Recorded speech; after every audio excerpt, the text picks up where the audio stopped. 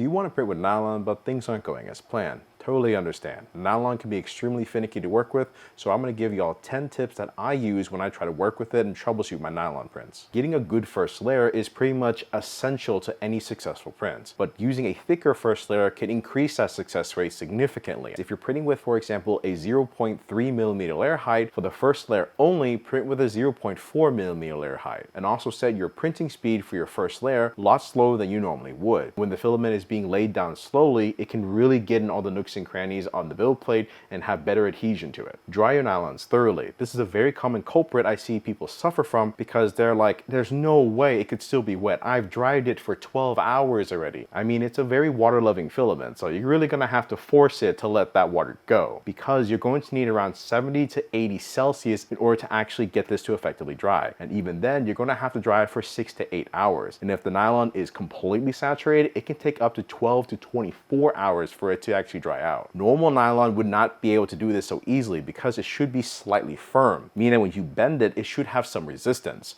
If you have no resistance and it's basically a wet noodle, it is totally wet and you should go dry it. You're gonna need a dry box for all of your nylon filaments. And the reason for this is because nylon is so hygroscopic, meaning that it likes to absorb water from the atmosphere, that if you leave it out in the open, even for a few hours for a longer print, it can become completely saturated and basically become unprintable. Your filament can literally saturate itself and become unprintable mid-print. But a dry box can come in many different forms. It could be an actively heated dry box where it has a heating element which heats up the entire container, which can also not only dry the filament, but also keep it dry as well. Then there's another one which is more DIY friendly, where it uses a bunch of desiccant, which basically absorbs almost all the moisture inside of a container. Activated alumina. It's something that I found out when I first started printing with nylon, and it was extremely effective. What activated alumina is and how is it different from silica gels is that it's also a desiccant, but it is a way more powerful desiccant. You don't need as much, but it absorbs moisture way more strongly, and best of all, it's completely reusable as well. Unfortunately though, you will have to heat it to 200 Celsius for it to let go of all that moisture. And personally, I use two filament drying systems,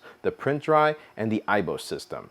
The print dry I initially used just to dry everything in bulk because I can fit more filaments into it, and then the IBOS system, I print directly out of it. And one of the things people getting into nylon may not realize is as you add more walls or more infill, the internal stress can build up a lot. I mean, for example, imagine a straight line of nylon, right? When it's really hot, it's really flexible and stretchy, but the moment it starts cooling down, it'll start contracting like this, right? But imagine if you had several nylon lines, the contraction back would be much stronger. So by reducing the number of walls or reducing the amount of infill, you'll be able to reduce the amount of internal stress so you find just the right balancing point to not have to deal with too much warping. However, you shouldn't use this method just by itself, as reducing too much infill or reducing too many walls can physically jeopardize the structural integrity of your print. An enclosure is required to print with nylon. If you don't have an enclosure, as some manufacturers will claim that their nylon does not need an enclosure, that may be true if you have some very special settings, like for example, low infill, low wall counts, it being a very small print, then sure, it can be printed without an enclosure. Most who are printing with nylon are trying to print with an engineering or functional print in mind. A draft shield. What is a draft shield and how it works is pretty simple. Basically, imagine your print is like right here in the center.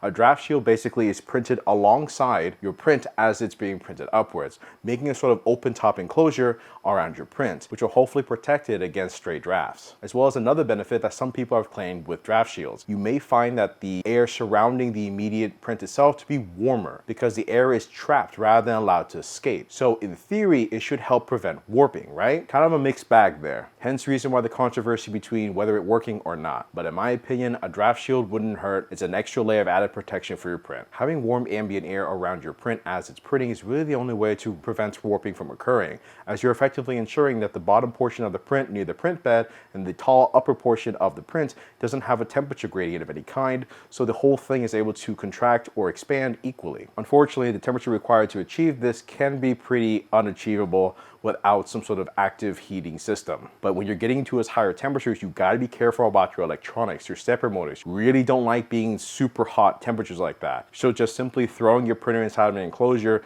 throwing a heater in there is probably not the best idea. Bed adhesion additives. I know a lot of people don't like using them, but to be fully honest, they have saved my butt more times than not, especially when I was at my wit's end at certain points. I use these two specifically, nanopolymer from Vision Miner, as well as Magu's nylon formulation, or PA version. But the Vision Miner nanopolymer has something very interesting that I've noticed. Not only is it cleaner to use, it also seems to get stickier as the bed temperature rises, which actually kind of makes sense because this was originally formulated to be used with materials like Ultem, which can be printed at temperatures well above 300 Celsius and bed temperatures well above 120 Celsius. And those materials have even stronger warping forces than nylon. Carbon fiber and glass fiber in nylon. It could really help the printability of these filaments. The main reason is because it's able to act as a sort of internal scaffold and resisting the internal stresses that I was talking about earlier as it tries to lift up. The rigid nature of both the glass fiber and the carbon fiber helps keep it flat. You might have noticed, especially if you've already printed with carbon fiber filaments, that you didn't notice this benefit effect. What I mean by this, the length of the fibers used in the carbon fiber added to the filament directly corresponds to how much of mechanical benefit you're going to get when you print with the filament. Unfortunately, this also means there's an increased chance of it clogging your nozzle. Should probably go without saying, both fibers are very abrasive, so you're going to need a hardened nozzle. And lastly, even if your nylon is fresh, dry it. The reason why I say this is because, like I said over and over again, nylon loves absorbing moisture. The reason why it's in a Mylar bag and not in a regular plastic bag is because it will absorb moisture through the plastic bag over time. So they have to use a Mylar bag, which is less likely to allow that water to pass through. But that doesn't mean it's 100% not gonna let any water through. So if this nylon has been sitting on a shelf for who knows how long, it may have actually been saturated over that period of time. So good practice would be to go ahead and dry your nylon even if it's fresh and the vacuum seal has not been broken. If steam is coming out of your nozzle, or if you hear a crackling noise, your filament is absolutely wet. But if you see a lot of stringing or just some very weird extrusion, it honestly could just be that your filament is wet. Because more times than not, that's usually the reason why people have issues with nylon. So those are my 10 tips that I typically use when I try to troubleshoot and deal with nylon issues. And hopefully it'll also be helpful for y'all. So let's print it.